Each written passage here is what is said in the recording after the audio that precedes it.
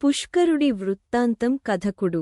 ఈ విధంగా ముగ్గురు కన్యలు తమ పునర్జన్మ రహస్యాన్ని రాజు దిలీపునకు వివరించగా దిలీపుడు ఆశ్చర్యంతో గురువర్యులు వశిష్ఠ మహర్షిని ఇలా ప్రశ్నించాడు. దిలీపుడు: గురుదేవా, భూలోకానికి యమలోకానికి మధ్య దూరం ఎంత?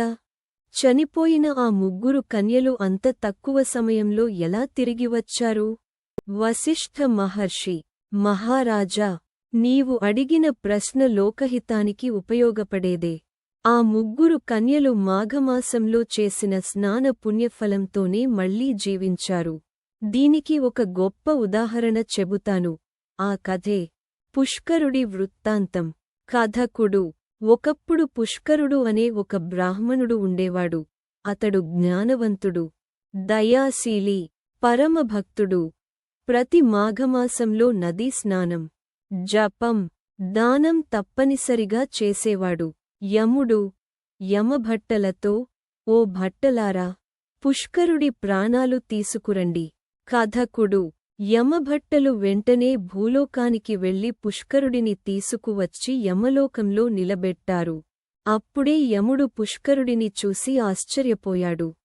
యముడు కోపంతో భట్టలతో: ఓ భట్టలారా, పుష్కరుడు అనే పేరు గలవాడు ఇంకొకడున్నాడు.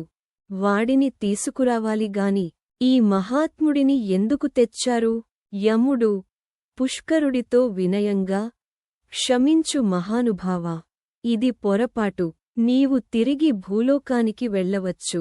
పుష్కరుడు: ధర్మరాజా, ఇక్కడికి వచ్చాను కదా, యమలోకాన్ని చూసి వెళ్తాను. కథకుడు: యముడు అనుమతించగా పుష్కరుడు యమలోకమంతా తిరిగాడు. నరకంలో పాపాత్ములు అనుభవిస్తున్న భయంకర శిక్షలను చూశాడు. పాపాత్ములు వేదనతో: అయ్యో, మా పాపాల వల్ల ఇంత బాధపడుతున్నాం. కథకుడు: ఆ దృశ్యాలు చూసి పుష్కరుడి హృదయం కరిగిపోయింది. భయంతో అతడు హరినామ స్మరణ మొదలుపెట్టాడు. పుష్కరుడు: ఓం నమో నారాయణాయ, ఓం నమో నారాయణాయ. కథకుడు: ఆ హరినామం వినగానే పాపాత్ముల శిక్షలు తగ్గాయి.